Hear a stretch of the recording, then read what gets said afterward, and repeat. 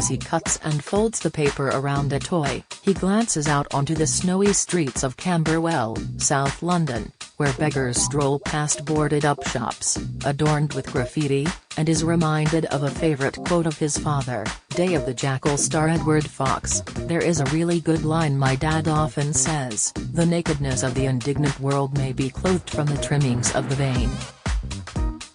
That quote is very relevant today.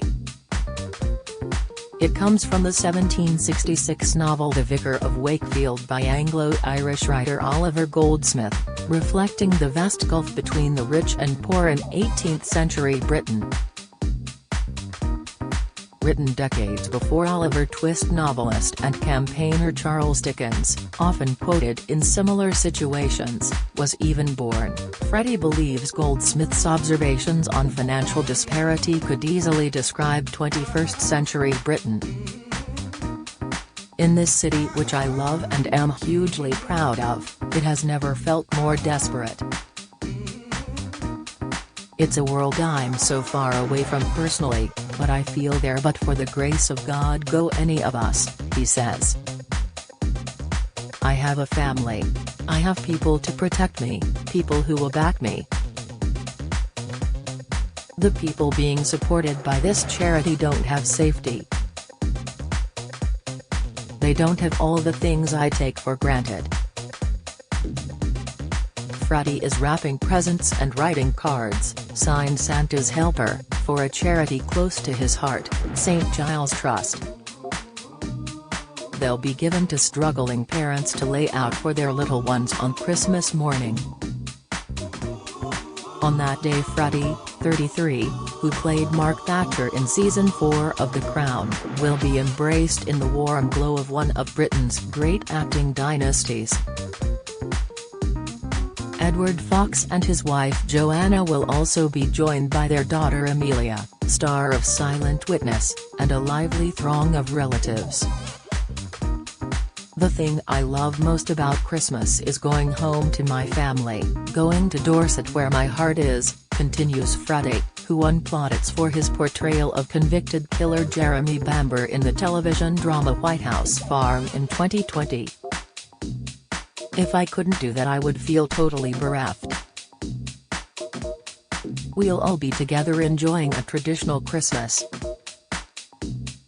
I feel held by the love of my family every Christmas when I go to that house to be with them. It's not because of the presents or any of that stuff, it's because I go to that house to celebrate with them.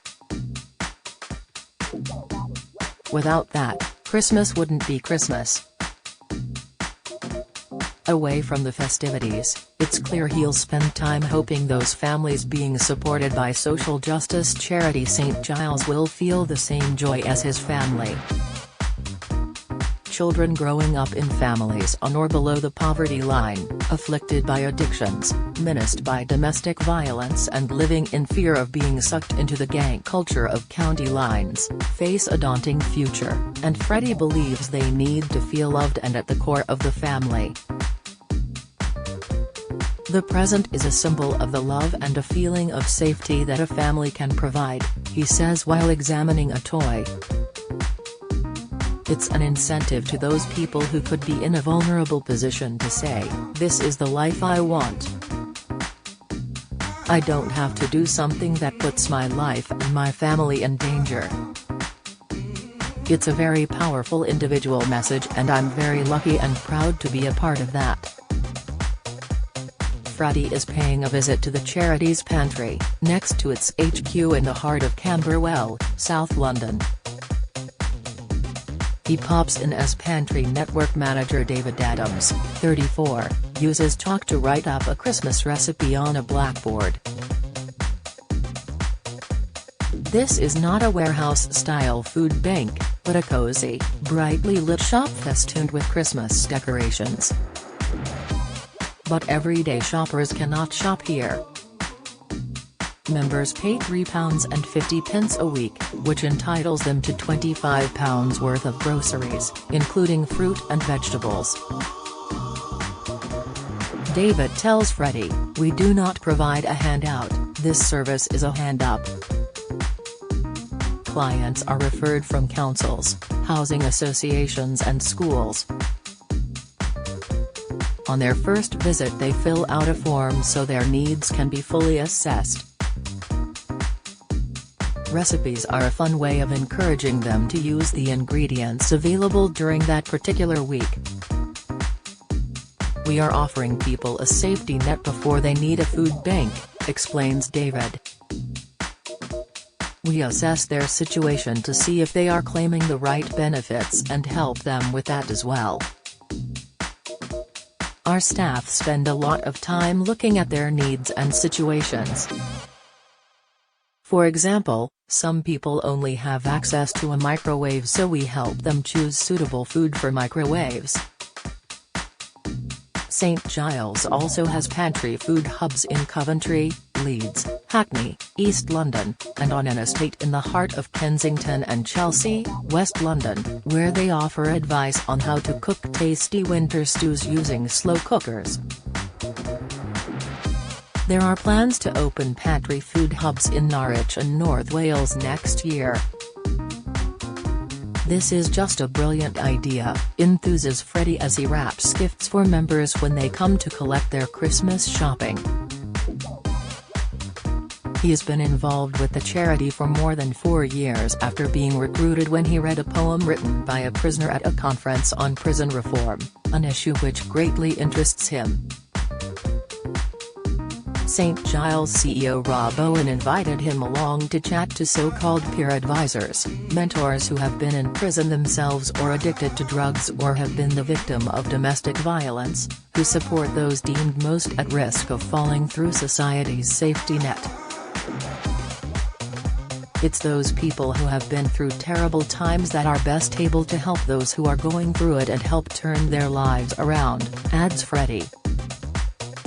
If you are going through an incredibly difficult situation, you want someone who has been there saying, without any judgment at all, I will hold your hand as long as you need it and I am going to show you your future is bright. When the model was explained to me, I knew it was a good fit with my views, so I told them at St. Giles that I have signed up for life. Initially, Freddie was invited to meet inmates at London's Wandsworth prison. They were happy to share every single detail about why they were in prison and what they wanted to do when they left, he continues. There were a lot of extraordinary stories.